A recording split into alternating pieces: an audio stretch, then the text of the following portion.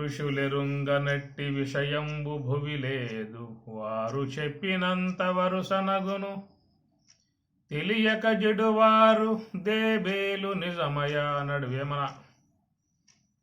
ఋషులెరుంగనట్టి విషయం అన్నీ మనకి చక్కగా అందుబాటులో అందించారు.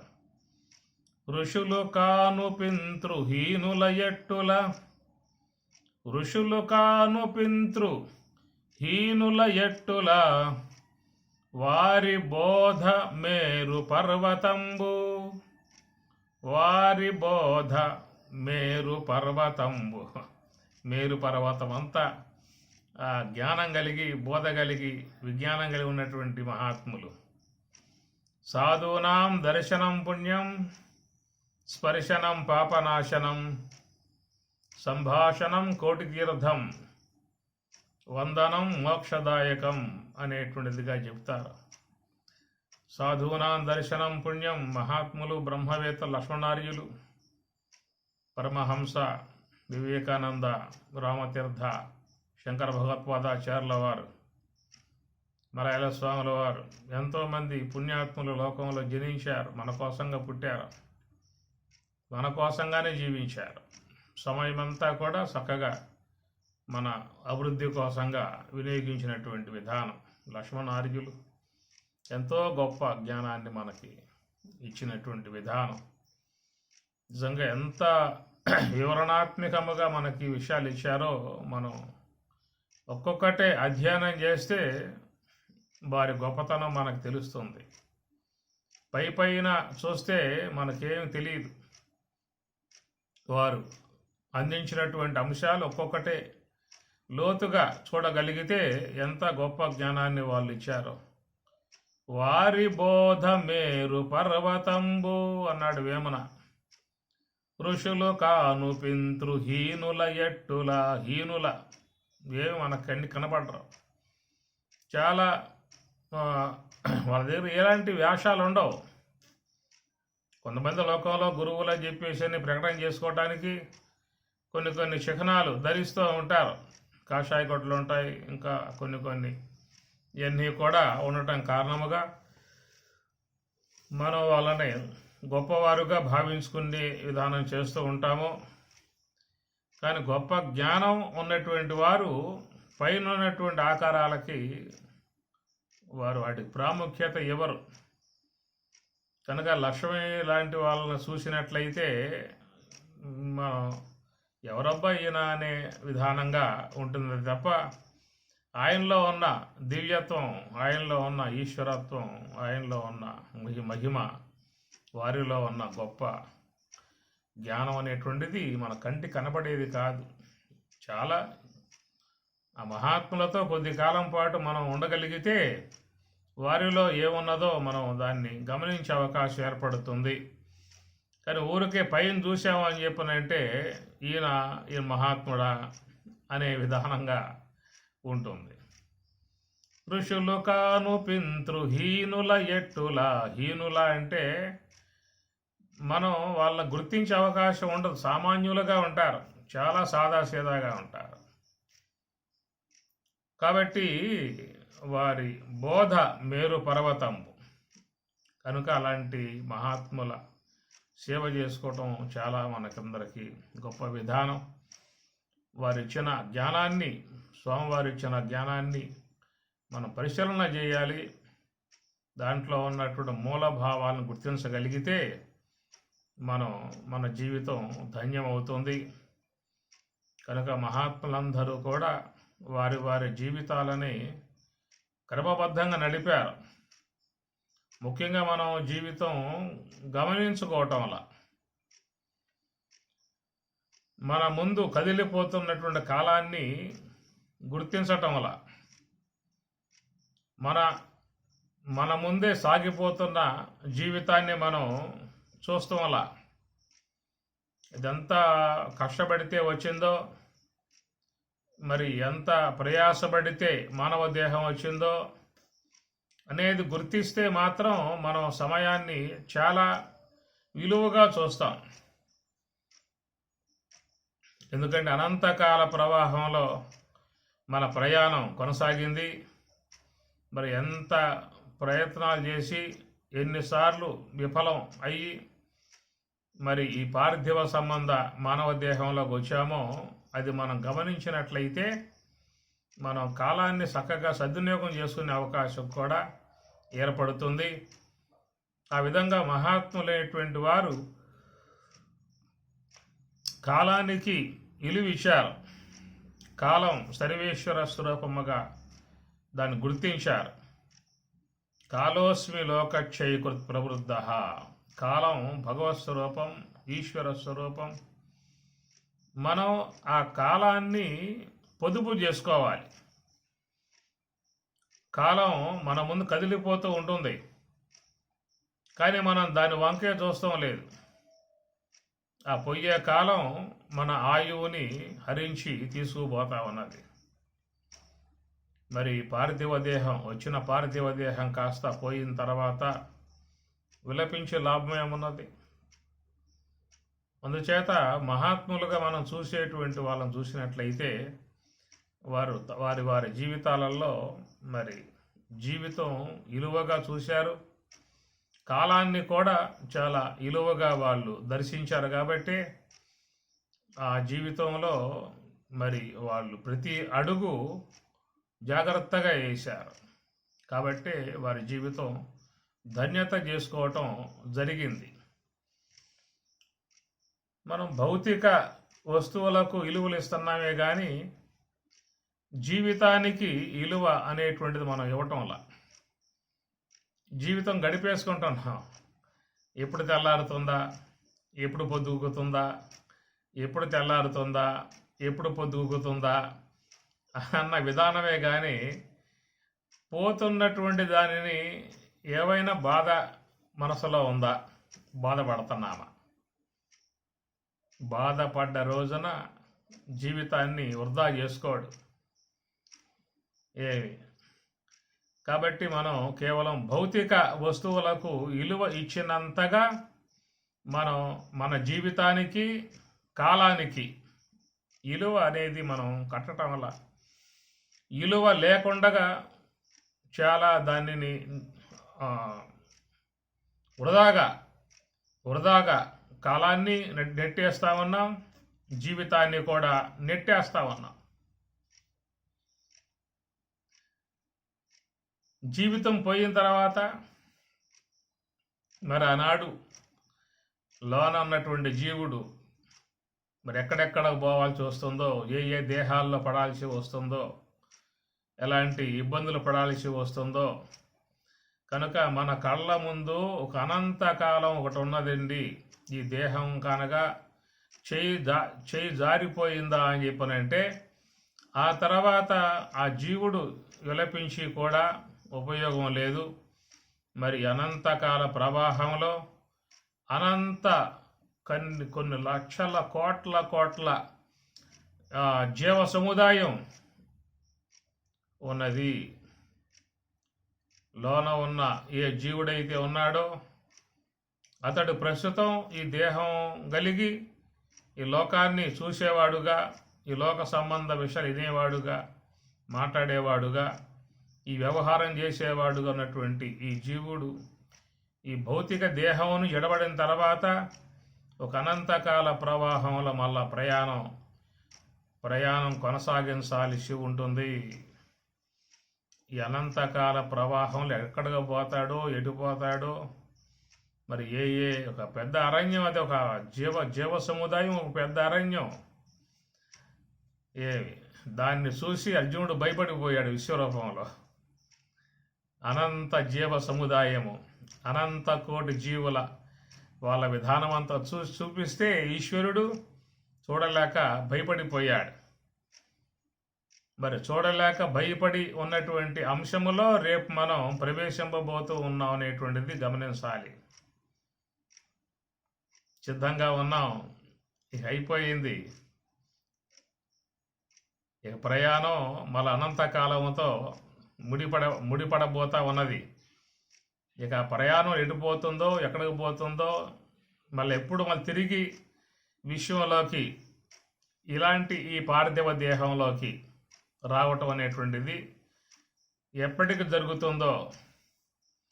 అయితే తత్వశాస్త్రం చెప్పే మాట, ఆధ్యాత్మిక మార్గంలో పయనించే విధానం ఉన్నటువంటి వారు, భగవతత్వాన్ని అధ్యయనం చేసేవారు, ధ్యానం చేసేవారు, యోగం చేసేవారు, ఆ పుణ్య సంస్కారం వాళ్ళని కాపాడుతుంది.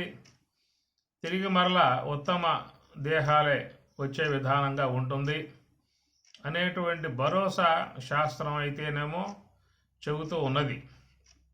శాస్త్రం చెప్పే మాట. అయితే మరి ఈ కాలుడు సర్వేశ్వరుడు కాలుడు ఆయన ఎట్లా లాక్కుపోతాడో, ఏ వైపుకు లాక్కుపోతాడో తెలియని అంశము. అది మనకి ఏంటంటే ఆయన మన అనుభవానికి ఇవ్వటం లేదు. దేహానంతరం ఏం జరుగుతుందనేటువంటి విషయాన్ని మన అనుభవానికి ఇవ్వటం లేదు. అయితే దాన్ని కొద్దిమంది మహాత్ములు జాగ్రత్త వహించి ఆ కాలం, రాబోయే కాల విధానాలని వారు గుర్తించారు. కాబట్టి జీవితాన్ని చాలా విలువతో వాళ్ళు చూశారు.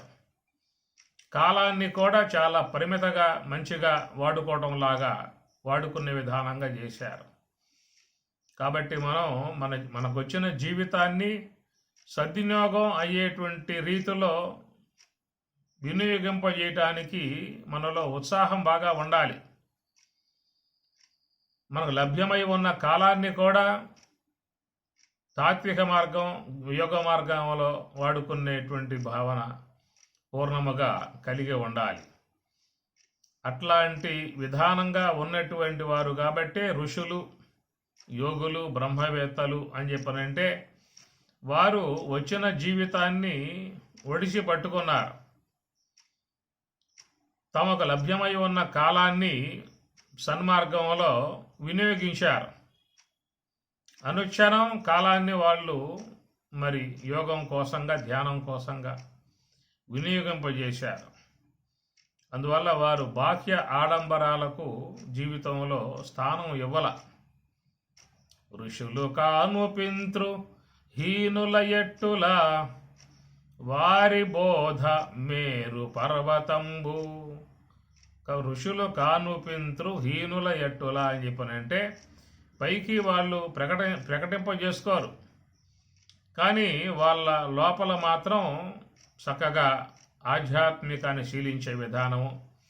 కాబట్టి ఋషుల గురించి నిన్న మనం మహాత్ముల గురించి స్మరించుకున్నాము. అయితే వాళ్ళు మరి పయనించినటువంటి మార్గంలో మనం కూడా పయనించగలగాలి. ప్రధానముగా జీవితాన్ని తాత్విక మార్గంలో వినియోగింపజేయటం, సమయాన్ని కూడా ఎక్కువ శాతం తాత్విక విధానంగా వాడుకోవటం, ఈ రెండు కూడా చేయగలగాలి. ఎందుకంటే ఈ రెండు జారిపోతూ ఉన్నాయి. జీవితము జారిపోతూ ఉన్నది, కాలము జారిపోతూ ఉన్నది. మరి జీవితం పోయిన తర్వాత మరి ఆ పూట విలపించి ఉపయోగం లేదు. అందుచేత మహాత్ములు ఇచ్చినటువంటి అంశాలని అధ్యయనం చేసి జీవితాన్ని సన్మార్గంలో పయనింపజేసుకునే ప్రయత్నం ముఖ్యంగా చేయాల్సి ఉంటుంది. తాన్హ ఋషి ఉవాచ భూయ ఏవ తపసా బ్రహ్మచర్యేన శ్రద్ధయా సంవత్సరం సంవత్స్యత యథా కామం ప్రశ్నాన్ పృచ్ఛత యది విజ్ఞాస్యామః సర్వం వః పశ్యామః ఇతి ఋషి ఉవాచ. ఋషి అనే పదముతో ప్రారంభం చేయబడింది కాబట్టి ప్రశ్నోపనిషత్తు. ఋషి అనేటువంటి విధానం ఏమిటో నిన్న మనం మననం చేసుకున్నాము. ఎంతోమంది ఋషులను మనం స్మరింపజేసుకున్నాము. వారు ఇచ్చినటువంటి గ్రంథాలు కూడా మనం పేర్లు మాత్రమే చెప్పుకున్నాం. అవన్నీ కూడా అధ్యయనం చేయాలంటే చక్కగా దాన్ని జిజ్ఞాస విధానములో అధ్యయనం చేయాల్సి ఉంటుంది. మరి ఆ ఋషులందరూ కూడా మన ముందు ఉంచినటువంటి జ్ఞాన భాండాగారం, అది మన యొక్క వారసత్వము. ఇట్లాగా ఋషి యొక్క అంశాల గురించి చెప్పుకున్నాము. భూయ ఏవ తపసా బ్రహ్మచర్యేన శ్రద్ధయా. ఈ మాత్రం జీవితంలో పాటించాల్సి ఉంటుంది. ప్రధానంగా మరి పూర్వకాలం అందరూ కూడా రాజులు కూడా బ్రహ్మచర్యము గృహస్థము అయిన తర్వాత వానప్రస్థ ఆశ్రమాన్ని స్వీకరించేవారు. గృహస్థాశ్రమం శీలించిన తర్వాత బాధ్యతలన్నీ కూడా బిడ్డలకు అప్పచెప్పేసి ఇక శేష జీవితాన్ని తాత్విక మార్గంలో గడపడానికి చక్కగా వినియోగింపజేసినటువంటిదియే వానప్రస్థ ఆశ్రమము అని చెప్పని అంటారు. కాబట్టి వారు అలాంటి విధానంలో ప్రవేశించినప్పుడు ఎక్కువ బాధ్యతలు అనేటువంటి వాళ్ళు వహించరు. ఇక ఆ జీవితం శేష జీవితాన్ని తన ఉద్ధరణ కోసంగా వాడుకోవటం, అది వానప్రస్థ ఆశ్రమం అని చెప్పని అంటారు. ఆ ప్రకారంగా మరి వ్యవహారాన్ని తగ్గించుకోవాలి. వ్యవహారం తగ్గించుకొని ఎక్కువ సమయాన్ని పారమార్థికానికి కేటాయించాలి. అలా చేసినప్పుడు మరి కొంతైనా మనం తాత్విక విధానంలో ఎదిగే అవకాశం ఉంటుంది. ఇప్పుడు బ్రహ్మచర్యము చిన్నప్పుడు అంటే చదువులతో వాటితో పయనించే అవకాశం ఉంటుంది. ఆ తర్వాత గృహస్థాశ్రమంలో ప్రవేశించటం కారణముగా మరి వాటి యొక్క బాధ్యతలు నిర్వర్తింపజేసే విధానములో కాలం చాలా వినియోగింపజేయబడుతుంది. ఎప్పుడైతే వాళ్ళకి ఒక మార్గం ఏర్పాటు చేశామో ఇక తర్వాత మన జీవితం మన యొక్క ధన్యత కోసంగా ఆ కాలాన్ని వినియోగింపజేసుకునే విధానమే వానప్రస్థ ఆశ్రమంగా మహాత్ములు ఏర్పాటు చేశారు. అందువల్ల వారు ఏకాంత ప్రదేశములో ఒంటరిగా ఉండి మరి అమ్మగారు సమేతముగా ఒంటరిగా ప్రశాంతముగా ఉన్న సమయాన్ని విచారణ ధ్యానము అనేటువంటి వాటి కోసంగా వినియోగింపజేయటం లాంటిది చేసుకోవాలి. ఒకవేళ పూర్తి సమయాన్ని కేటాయించే అవకాశం లేకపోయినప్పటికీ లేదంటే కొంత సమయాన్ని అప్పుడప్పుడు ఆశ్రమాలకు వెళ్ళి ఆశ్రమాలలో ఒక 10 రోజులు నెల రోజులు ఉన్నట్లయితే కొంత బాగా మన సాధన చేసుకునే అవకాశం ఏర్పడుతుంది. తపస బ్రహ్మచర్యేన శ్రద్ధయా, తపస్సు శీలించాలి. ఆశ్రమానికి పోవటం అంటే ఏదో ఊరకే పోవటం కాదు. ఉన్న సమయం అంతా మనకు ఉంటుంది కాబట్టి చక్కగా మరి ఈ ధ్యానాదులు కొనసాగించుకోవటానికి అవకాశం బాగా ఉంటుంది. అప్పుడప్పుడు సంవత్సరంలో మరి కొంత సమయ విధానాన్ని ఏర్పాటు చేసుకుని ఏ ఆశ్రమం అయితే కొంచెం అనుకూలంగా మంచిగా ఉంటుందో, ధ్యానానికి అనుకూలంగా ఉంటుందో అలాంటి ఆశ్రమాలలో కూడా చాలామంది గృహస్థులు పోయి ఒక 10 రోజులు నెల రోజులు అట్లాగా ఉండి మళ్ళీ వస్తూ ఉంటారు. ఆ విధంగా చేయటం వల్ల కూడా మంచిగా సాధన బాగా కుదిరే అవకాశం ఏర్పడుతుంది. నేను చాలా ఆశ్రమాలకు పోవడం జరిగింది. ఆనంద ఆశ్రమం అని చెప్పని కేరళ కాన్ఘనగాడు ఆనంద ఆశ్రమం చాలా చక్కగా ఉండేటువంటిది. నేను చాలా రోజులు అక్కడ ఉన్నాను. ప్రశాంతంగా ఉంటుంది, ఏ పని ఉండదు, వాళ్ళకి భోజనం పెడతారు, బాగా ధ్యానం చేసుకునే వాళ్ళకి బాగా అనుకూలంగా ఉండే విధానాలు అవన్నీ కూడా. కాబట్టి ఆ ప్రకారంగా ఒంటరిగా ఉంటాం కాబట్టి ఎక్కువ సమయాన్ని మనం రెండో ఆలోచన ఉండదు. ఇప్పుడు మన గృహంలో ఉన్నాము అంటే ఏదో ఒక వ్యవహారము, ఏదో యాసంగం, తెలిసిన వాళ్ళు రావటం, మాట్లాడటం, ఇదంతా కూడా ఉండే అవకాశం ఉంటుంది. అదే దూరంగా వెళ్ళినప్పుడు అక్కడ మనకి ఏ పరిశీలనలు ఉండరు కాబట్టి ఎక్కువ సమయాన్ని దానికి ధ్యానం కోసంగా వినియోగింపజేసే అవకాశం ఏర్పడుతుంది. కాబట్టి ఈ ప్రకారంగా మరి చూసినట్లయితే చాలా ఆశ్రమాలు, శివానంద ఆశ్రమం ఋషికేశులో ఎంతమంది గృహస్థులు, వానప్రస్థంగా ఉన్నట్టు గృహస్థులు వచ్చి అక్కడ కొద్ది రోజులుండి మరి ఆశ్రమం యొక్క జీవితాన్ని జీవించి వెళ్ళిపోయే విధానం ఉంటుంది.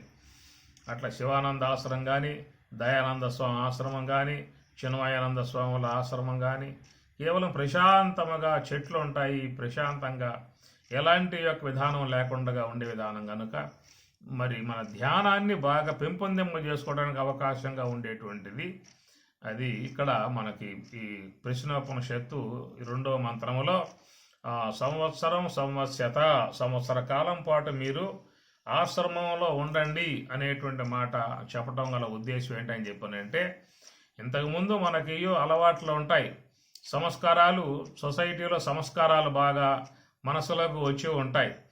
ఇంతకుముందు మనం తీసుకునేటువంటి ఆహారాలు కూడా రాజసిక తామసిక సంబంధ ఆహారాలు అనేటువంటి ఇండ్ల కాడ అలవాటై ఉంటాయి.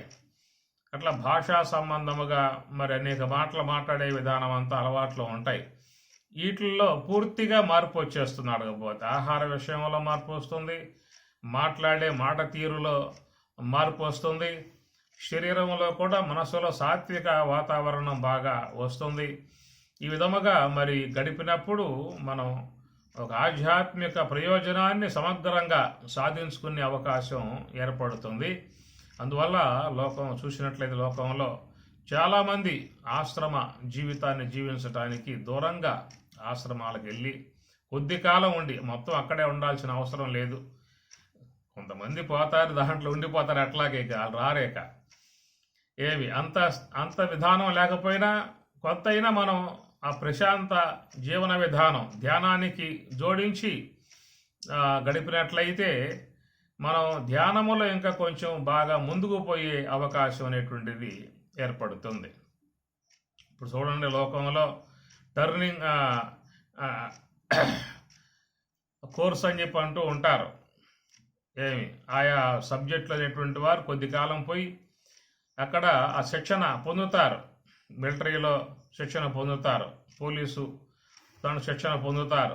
ఇట్లాగా ఆయా ప్రదేశాలలో ఉండి ఆ శిక్షణ పొందిన తర్వాత వాళ్ళు ఉద్యోగంలో జాయిన్ అయినట్లుగా ఇది ఒక ఆధ్యాత్మిక సంబంధమైనటువంటి శిక్షణ. ఇది పొందినప్పుడు మరి మనిషి చక్కగా మంచి సంస్కారం వచ్చే అవకాశం ఏర్పడుతుంది. ఆశ్రమ సంబంధ ఆహారము, ఆశ్రమ సంబంధ శబ్దాదులు, ఆశ్రమ సంబంధ జీవన విధానము ఇవన్నీ కూడా జీవితంలో మంచి మార్పు తీసుకొచ్చే విధానం ఉంటుంది. కాబట్టి దాన్ని మనం సద్వినియోగం చేసుకున్నట్లయితే ముందుకు పయనించే అవకాశం ఏర్పడుతుంది.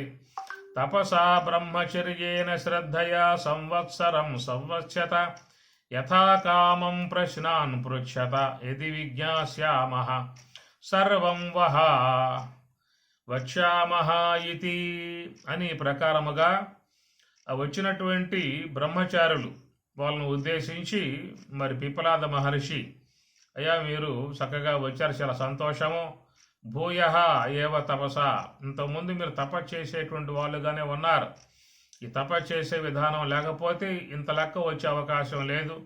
కనుక మీరు స్వతసిద్ధముగానే సంస్కారవంతులై ఉన్నారు, తపస్సు చేసేటువంటి వారే ఉన్నారు, విద్యను కూడా అధ్యయనం చేసేటువంటి వారుగా ఉన్నారు.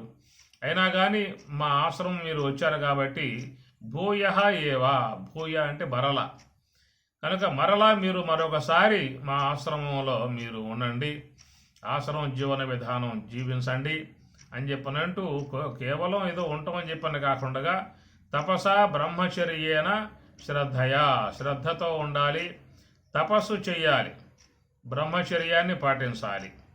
ఇవన్నీ కూడా సంవత్సర కాలం ఉన్నట్లయితే మీకు ఆ జ్ఞానాన్ని చక్కగా మీరు ఏ యొక్క సందేహంతో వచ్చారో, ఏ ఆధ్యాత్మిక అంశాన్ని అపేక్షించి వచ్చారో అవి మీకు మరి చెప్పే విధానం చేస్తానని చెప్పి అన్నారు.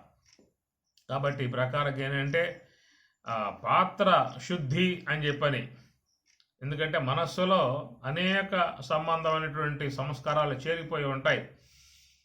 కాబట్టి అవన్నీ కూడా మొత్తం పూర్తిగా మార్పు వచ్చేస్తున్న సంవత్సర కాలం ఉన్నప్పుడు మనస్సులో ఉన్న సంస్కారాలు మొత్తం కూడా పాత సంస్కారం పోయి ఆశ్రమ వాతావరణ సంస్కారాలు పూర్తిగా మనస్సు లోపలికి ఏర్పడతాయి. కాబట్టి ఆ విధంగా మనస్సు సంస్కరింపబడ్డప్పుడు దాని ద్వారా చేసేటువంటి సాధన బాగా ఉంటుంది. అసలు సంవత్సర కాలం పాటు ఆశ్రమంలో ఉన్నాడు అంటే ఎంతగా మరి దేహంలో పూర్తిగా మొత్తం మార్పు వచ్చేస్తుంది. మనస్సులో ఉన్న సంస్కారాలు కూడా మొత్తం దూరం అయిపోయి మంచి మనస్సు, సాత్విక మనస్సు, ఆశ్రమం వాతావరణ సంబంధ మనస్సు మరి ఇలాంటివన్నీ కూడా వ్యక్తిలో మార్పు రావాలి. కాబట్టి వ్యక్తిలో మార్పు రాగలిగితే ఆ తర్వాత ఆచరణ కూడా మంచిగా ఉండే అవకాశం ఉంటుంది. దీన్నే వ్యక్తి నిర్మాణము అనేటువంటి మాటగా మనం చెప్పుకుంటూ ఉన్నాం. వ్యక్తి నిర్మాణం కాకుండా ఆధ్యాత్మికం ఇచ్చినట్లయితే పవిత్రత శుద్ధత లేని పాత్రలో వేసినటువంటి పదార్థంలాగా అయిపోయే అవకాశం ఉంటుంది. అందుచేత వ్యక్తిత్వమును సకదిద్దేటువంటి విధానం ఇలాంటి దాని ద్వారా ఏర్పడుతుంది. కాబట్టి ఆ విధంగా మరి మనకి ఉపనిషత్తు అందరికీ జ్ఞాపకం చేస్తున్న అంశము, బ్రహ్మచారులు వాళ్ళు ఉండటమే కాదు, మిగతా వాళ్ళు కూడా అలాంటి ఆశ్రమం యొక్క జీవన విధానాన్ని కొంతైనా జీవితంలో ఇముడ్చుకుంటే బాగుంటుందనేటువంటి ఉద్దేశంతో బహుశా ఇక్కడ ప్రశ్నోపనిషత్తులో ఆ అంశాన్ని మనకి చెప్పి ఉండవచ్చు. అది కనుక సంవత్సరత అనేటువంటి విషయం భూయ, వారు బ్రహ్మచారులు, వేద విద్య గలవారు, గతంలో ఆశ్రమ జీవితం జీవించి ఉన్నటువంటి వారు. అయినా ఇంకో సంవత్సర కాలం పాటు మీరు ఆశ్రమంలో ఉండండి, ఆశ్రమం జీవితం జీవించండి అని చెప్పడంలో ఉద్దేశం ఏంటని చెప్పానంటే, ఇది లోకమంతటికీ కూడా ఒక ఆదర్శ భావాన్ని ఇచ్చే ఉద్దేశంతో ఉపనిషత్కారుడు ఈ జీవన విధానాన్ని గురించి చక్కగా అందిస్తూ ఉన్నాడు. యథా కామం ప్రశ్నాను పృచ్ఛత యది విజ్ఞాస్యామః సర్వం వక్ష్యామః ఇది. ఆ తర్వాత మీరు ఎలాంటి ఆధ్యాత్మిక జిజ్ఞాస కలిగి ఉన్నారో అవన్నీ కూడా నేను మీకు చెప్తాను అని చెప్పేసి ఆ విధంగా చెప్పడం జరిగింది. అథ కబంధీ కాత్యాయనః ఉపేత్య పప్రచ్ఛ భగవన్ కుతః వా ఇమాః ప్రజాః ప్రజాయంతే ఇతి. ఆ విధముగా వారి ఆశ్రమంలో సంవత్సర కాలం పాటు చక్కగా మహర్షుల వారి ఆజ్ఞ ప్రకారం నడుచుకొని ఆశ్రమం సేవ చేస్తూ ఆశ్రమంలో మంచి ఆధ్యాత్మిక అధ్యయనం చేస్తూ ఉన్నటువంటి వారై మరి పిప్పలాద మహర్షిని శిష్యులు ఆశ్రయించి ఈ ప్రశ్న వేస్తూ ఉన్నారు. అథ అటు పిమ్మట కబంది అనేటువంటి బ్రహ్మచారి వటుడు ప్రశ్న వేస్తూ ఉన్నాడు. కాత్యాయనః ఉపేత్య ప్రప్రచ్ఛ, ఉపేత్య సమీపించి ప్రప్రచ్ఛ అడిగాను. భగవన్, హే భగవన్, కుతః వా ఇమాః ప్రజాః ప్రజాయంతే ఇతి. కుతః ఎక్కడి నుంచి, దేని ద్వారా, ఇమాః ప్రజాః ప్రజాయంతే, ఇమాః ఈ ప్రజలు ప్రజాయంతే ఏర్పడుతూ ఉన్నారు అనేటువంటిదిగా మొదటి ప్రశ్న. అనగా ఇది సృష్టి వ్యవహారం. ఈ సృష్టి అనేటువంటి అంశతో చేరి ఉన్నటువంటి ప్రశ్న ఇది. ఇమాః ప్రజాః ప్రజాయంతే, ఈ సృష్టి ఎట్లా ఏర్పడింది, ఈ ప్రజలు ఎట్లాగా లోకంలో ఉత్పన్నమయ్యారు, ఎట్లా ఆవిర్భవించారు అనేటువంటి విషయం ముందుగా దీంట్లో సృష్టి నిర్మాణ విధాన అంశం మొదటి ప్రశ్నలో జరిగేటువంటి ప్రక్రియ. అయితే సృష్టి సంబంధమై ఉన్నటువంటి అంశము అన్ని ఉపనిషత్తులలో కూడా మనకు చెప్పడం జరుగుతుంది. కాబట్టి ఇక్కడ మనం కొంచెం దీన్ని విచారించాల్సి ఉంటుంది. 4వ ప్రశ్న తస్మై సహోవాచ, తస్మై ఆ విధముగా అడిగినటువంటి కబందికి మహర్షుల వారు చెబుతూ ఉన్నారు. తస్మై సహోవాచ పలికెను.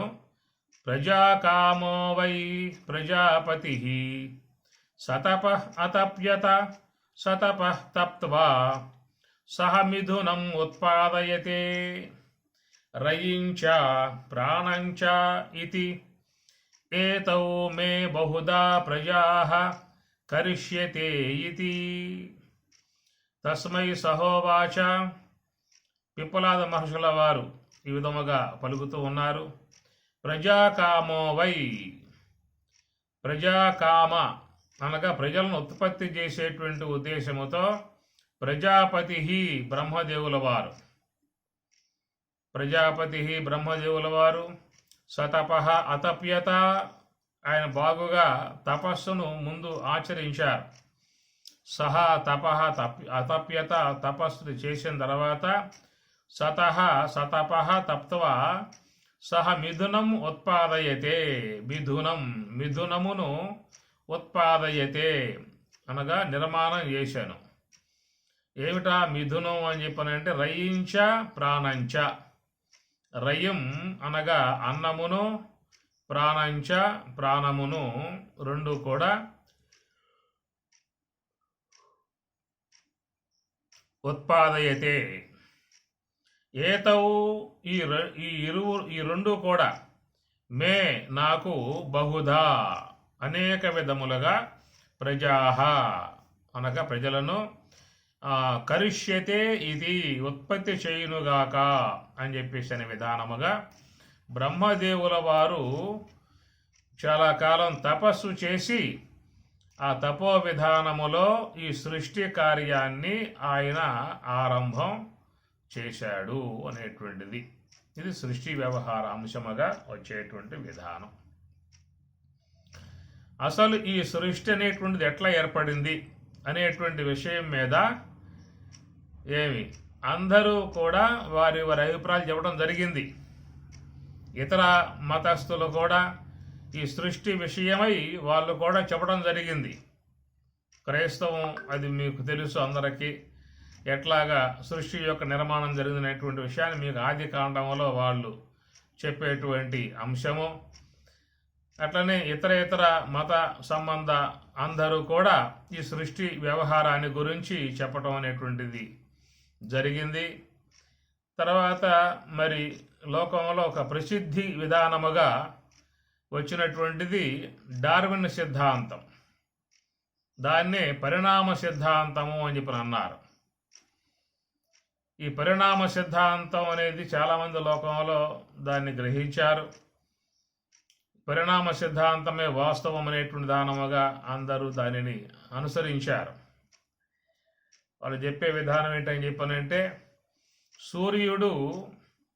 సూర్యుని యందు విస్ఫోటనం ఏర్పడింది. దాని నుంచి కొన్ని శకలాలు ఎలువడ్డాయి. అవి వినివీధిలో చాలా లెక్క ప్రయాణం చేశాయి. అలా ప్రయాణం చేసినటువంటి వాటిలలో ఒక శకలం, ఒక ముక్క ఈ భూమి. మొదట్లో ఈ భూమి మండిపోతూ ఉన్నది. మండిపోయేటువంటి ఈ భూమి చాలా కొన్ని లక్షల సంవత్సరాల పర్యంతం అట్లా మండి చివరికి అది చల్లారిపోయింది. చల్లారిపోయిన తర్వాత దాని మీద కొన్ని వేల సంవత్సరాలు వానలు బాగా పడ్డాయి. ఆ వానలు పడటం చేత ఈ భూమి అంతా కూడా చక్కగా తడిసి ముద్దై అనేక నదులు, తటాకములు, చిన్న చిన్న కాలువలు ఎన్ని ఏర్పడ్డాయి. తర్వాత వాటి నుంచి ఒక చిన్న సూక్ష్మజీవి ఆవిర్భావం అయ్యింది. ఆ జలములో ఆవిర్భావం అయినటువంటి ఆ యొక్క సూక్ష్మక్రిమే పరిణామం చెంది అనేక రూపాంతరములు మార్చుకొని ఆ తర్వాత భూమి మీదకి రావటం, ఆ భూమి మీద కూడా దాని పరిణామాన్ని పొంది అనేక రూపాలు ఏర్పడ్డాయని చెప్పని, అనేక రూపములు ఏర్పడ్డటువంటి విధానములో భాగమే ఆ తర్వాత కాలం కొన్ని లక్షల సంవత్సరాల అనంతరం ఈ మానవుడు ఈ భూమి మీద ఆవిర్భావం అవ్వటం జరిగింది అనేటువంటి విధానం మీకు డార్విన్ సిద్ధాంతంలో వచ్చేటువంటి అంశము. ఇది చాలామంది లోకంలో దీన్ని తీసుకున్నారు, ఇదే వాస్తవము అనేటువంటి విషయాన్ని కూడా తీసుకోవటం జరిగింది. మరి ఈ జీవులు కూడా పరిణామం చెంది అనేక రూపాంతరములుగా మారాయి అనేటువంటిది. ఇది ఒక మరి మార్పు కలిగినటువంటి విశ్వముగా చెప్పుకొచ్చేటువంటి మాట. ఇది డార్విన్ సిద్ధాంతము అని చెప్పని. దీన్ని చాలామంది విమర్శనాత్మకంగా కూడా మాట్లాడారు. అయితే హేతువాదులు, నాస్తిక విధానంగా పోయేటువంటి వారు ఇదే కరెక్ట్ అనేటువంటి విధానముగా చెప్పుకొచ్చారు. అయితే ఈ పరిణామము అనేటువంటిది ఏకకాలీయమా, ఏకదేశీయమా అనేటువంటి మాట. దానికి ఏమంటారని చెప్పనంటే, ఒక పరిణామం జరగాలని చెప్పనంటే ఎంతో కాలం పడుతుంది, పట్టినప్పుడే ఆ పరిణామం జరిగే అవకాశం ఉంటుందనేటువంటి మాట వాళ్ళు చెప్పటం. ఇట్లాగా అనేక రకాలైనటువంటి సృష్టి వ్యవహారాల గురించి చెప్పుకొచ్చారు. భాగవతాదుల్లో కూడా మీకు సృష్టి విధానాల గురించి చెప్పడం కూడా జరుగుతుంది. ప్రధానంగా ఈ సృష్టి విధానాన్ని మనకి సాంఖ్యమునందు వచ్చేటువంటి విషయం స్పష్టంగా ఉంటుంది. ఇవన్నీ కూడా మనకి ఏదో వినటానికి బాగా ఉంటాయి, కానీ మనకి తత్వశాస్త్రంలో బోధించేటువంటి యొక్క అంశాలే సహేతుకముగా హేతుబద్ధముగా వచ్చేటువంటి అంశాలుగా ఉంటాయి. వాట్లను మనం ముఖ్యంగా అధ్యయనం చేయాల్సి ఉంటుంది. మన సాంఖ్యం చెప్పినటువంటి విధానము శుద్ధాచబలమభూతు శబలా దైవ్యక్త అవ్యక్తాన్ మహతో మహతో అహంకార అహంకారాత్ పంచతన్మాత్రాని పంచతన్మాత్రేభ్యో పంచమహాభూతాని పంచమహాభూతేభ్యో అఖిలం జగత్తు. ఇది మా సృష్టి విధానం గురించి సహేతుకముగా చెప్పేటువంటి విధానము.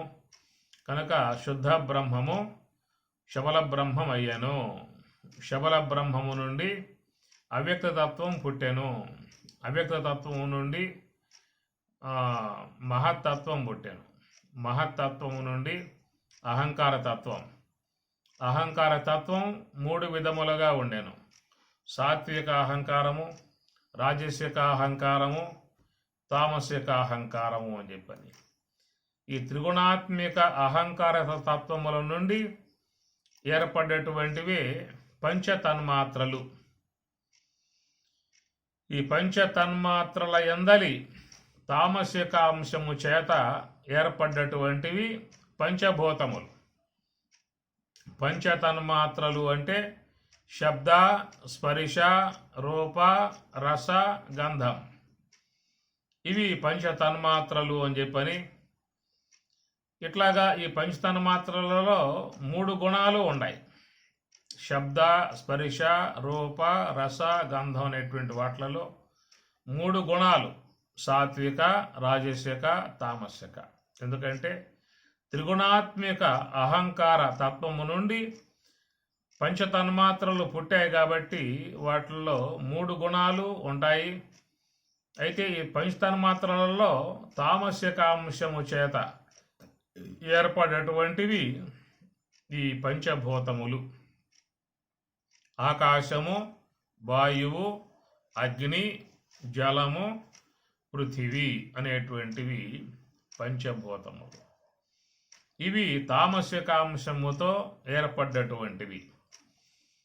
అందుచేత తామసికాంశముతో ఏర్పడ్డాయి కాబట్టి వీటికి తెలుసుకునే విధానం లేదు.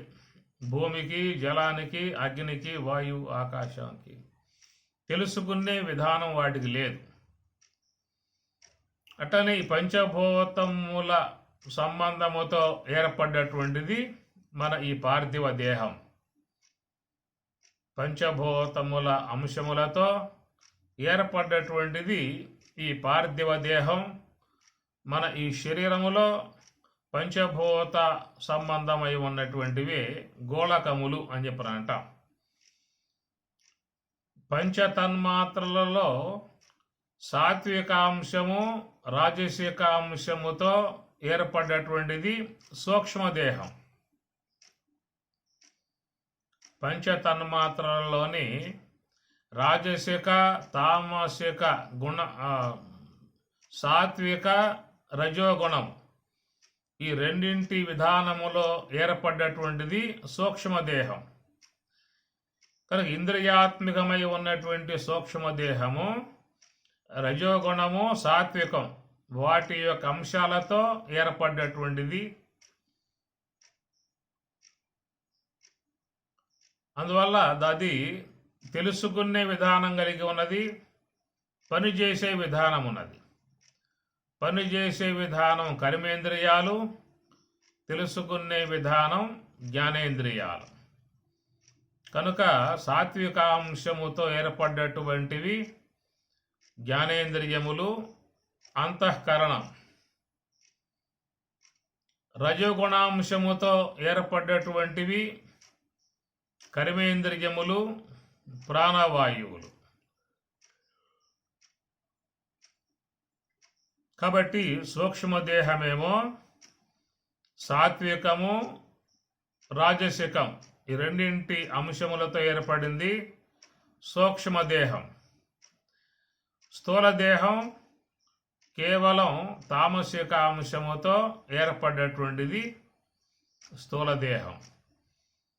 అందుచేత తామసిక అంశముతో ఏర్పడింది కాబట్టి స్థూలదేహము అది స్వతసిద్ధంగా ఏ వ్యవహారము చేయలేదు.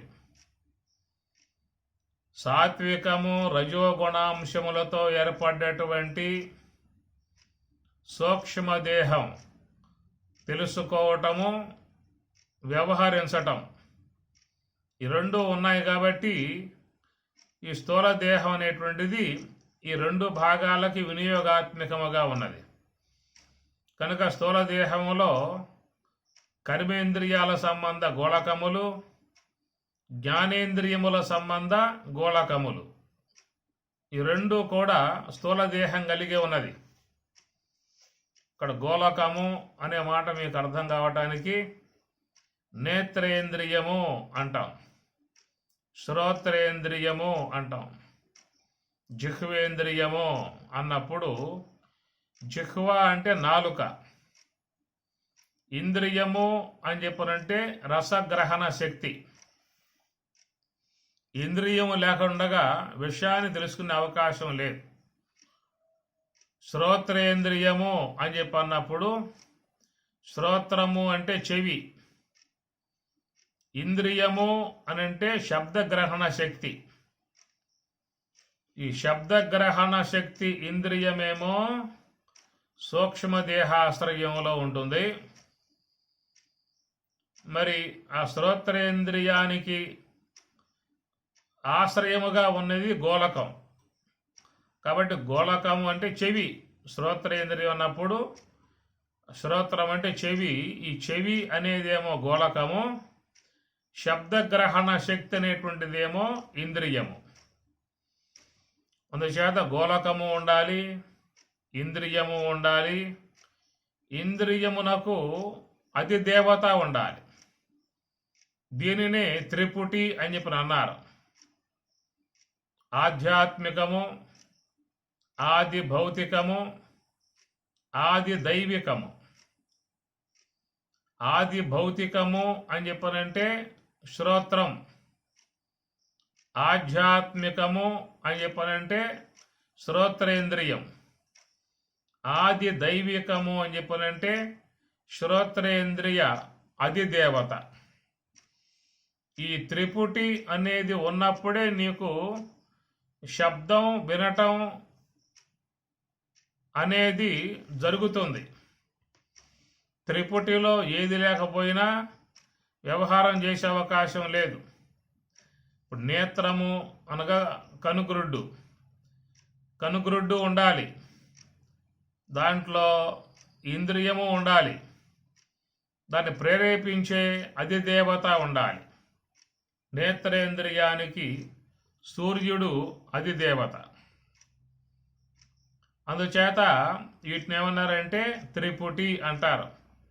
ఆది భౌతికము, ఆధ్యాత్మికము, ఆది దైవికము అనేటువంటివి. ఈ మూడు ఉన్నప్పుడే మనం లోక వ్యవహారం చేసేది ఉంటుంది. ఇట్లా మనకి ఈ సాంఖ్య శాస్త్రాన్ని మహాత్ములు సహేతుకముగా బోధించారు. ఎందుకంటే ఈ పంచభూతముల నుండి అనేటువంటి ఏర్పడ్డాయి కాబట్టి పంచభూతములు, పంచ అంటే 5, ఈ 5 ద్వారా ఏర్పడ్డాయి కాబట్టి ప్రతి ఒక్క వ్యక్తి యందు 5 మాత్రమే ఉంటాయి.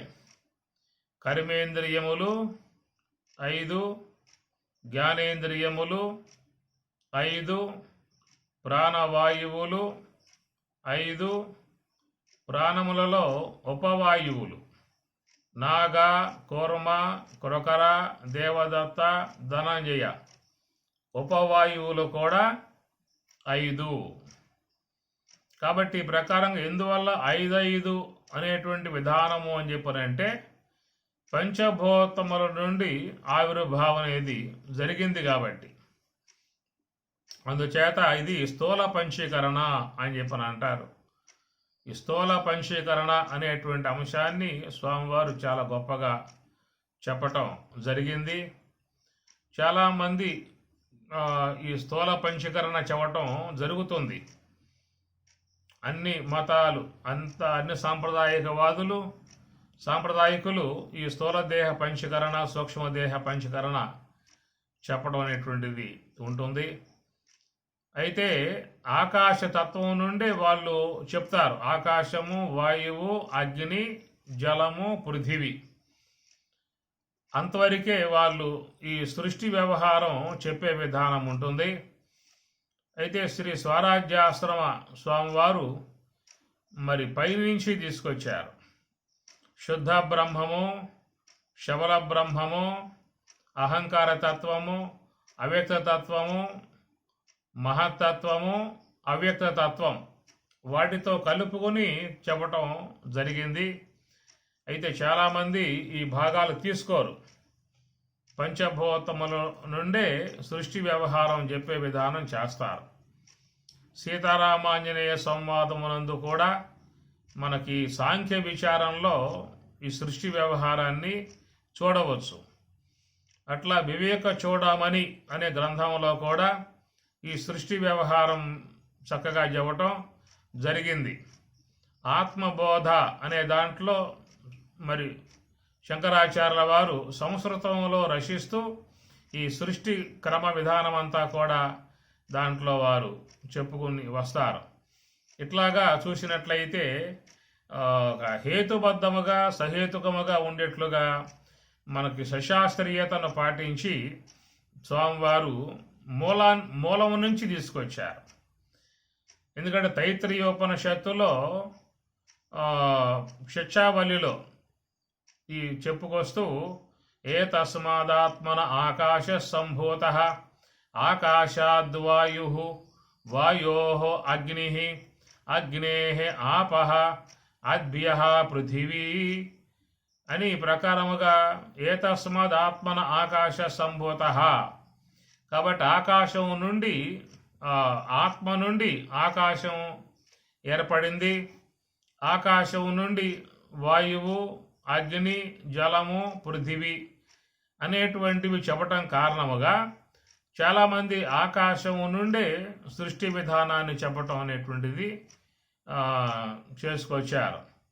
కానీ స్వరాజ్యాశ్రమ స్వామివారు మాత్రం ఇంకా దానికి పై భాగము నుంచి వచ్చారు. అక్కడి నుంచి శుద్ధాత్తు శబలమభూతు శబలాదైవ్యక్త అవ్యక్తాన్ మహతో మహతో అహంకారః అహంకారాత్ పంచతన్మాత్రాణి పంచతన్మాత్రేభ్యో పంచమహాభూతాని పంచమహాభూతేభ్యో అఖిలం జగత్తు. కాబట్టి ఇక్కడ శుద్ధ బ్రహ్మము, శవల బ్రహ్మము, అవ్యక్త తత్వము, మహత్తత్వము, అహంకార తత్వములతో కలుపుకొని మీకు ఈ సాంఖ్య విచారణ ఒక పటమును గీసి ఆ పటము అనే దాన్ని చక్కగా మరి దేని వివరణగా చెప్పుకొచ్చే విధానముగా చేసుకొచ్చారు. అయితే పైన ఉన్నటువంటి అవ్యక్త తత్వము, మహత్తత్వము, అహంకార తత్వము అనబడేటువంటివి భగవద్గీతలో అక్కడక్కడ వాడబడతాయి. 8వ అధ్యాయంలో అవ్యక్తాత్ వ్యక్తయ సర్వాః ప్రభవంత్యః ఆగమే రాత్ర్యాగమే ప్రలీయంతే తత్రైవావ్యక్త సంజ్ఞకే అని 8వ అధ్యాయంలో అవ్యక్త తత్వం అనే దాని గురించి చెప్పడం జరిగింది. అయితే మహత్తత్వం అనేటువంటి విషయం మీకు 13వ అధ్యాయంలో చెప్తాడు. 13వ అధ్యాయం గుణత్రయ విభాగ యోగములో దాంట్లో ఈ మహత్తత్వం యొక్క విషయం చెప్పుకొస్తారు. మమ యోనిః మహద్బ్రహ్మ తస్మిన్ గర్భం దదామ్యహం. మమయో నిర్మహద్బ్రహ్మ మహద్బ్రహ్మ, దాన్ని మహత్తత్వమును మహద్బ్రహ్మ అని చెప్పని అంటారు. తస్మిన్, దాని యందు గర్భం దదామ్యహం, దాని యందు గర్భమును ఉంచుతూ ఉన్నాను. దాని నుంచి ఈ యొక్క నానా రకాలైనటువంటి జీవ ఉత్పత్తి అంతా జరుగుతున్నది అనేటువంటి విషయంగా చూడడం జరుగుతుంది. ఈ ప్రకారముగా అవ్యక్తతత్వము మహత్తత్వముల గురించి భగవద్గీత వేరే వేరే చోట్ల చెప్పటం జరిగింది. అయితే ఈ క్రమ విధానాన్ని కఠోపనిషత్తు అక్కడ కొంచెం శుద్ధంగా చెప్పుకొచ్చింది ఈ విషయాలని. కఠోపనిషత్తులో ఉన్నటువంటి మంత్ర భాగాలను కూడా మనం కొంచెం చూసినట్లయితే ఈ క్రమ విధానం బాగా మనకి మనసుకు వచ్చే అవకాశం ఉంటుంది. అందువల్ల ఈ సృష్టి విధానాన్ని మహాత్ములు ముందు జ్ఞాన మార్గంలో పయనించేటువంటి వారికి ముందుగా బోధించే విధానం ఇదే. సాంఖ్యాన్ని ముందు బోధించాలి. తాత్విక విషయం అర్థం చేసుకోవాలని చెప్పన్నట్లయితే సాంఖ్యాన్ని ముందు అధ్యయనం చేయాల్సి ఉంటుంది. అందువల్ల భగవద్గీతలో కూడా స్వామివారు ముందుగా సాంఖ్య యోగాన్ని ముందు బోధించారు కనుక సాంఖ్యం ముందు బోధిస్తారు. తర్వాత కర్మయోగం, జ్ఞానయోగం, కర్మ సన్యాస యోగం, ఆత్మ సంయమ యోగం, విజ్ఞాన యోగం, ఇట్లా లైన్గా భగవద్గీతలో వస్తాయి.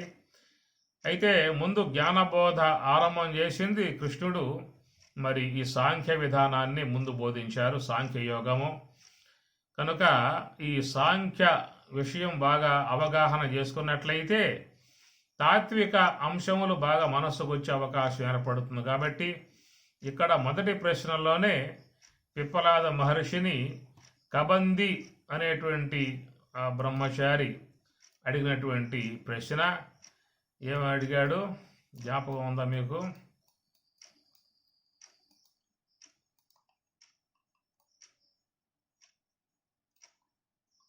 అథ కబంధీ కాత్యాయనః ఉపేత్య పప్రచ్ఛ భగవన్ కుతః వా ఇమాః ప్రజాః ప్రజాయంతే ఇతి.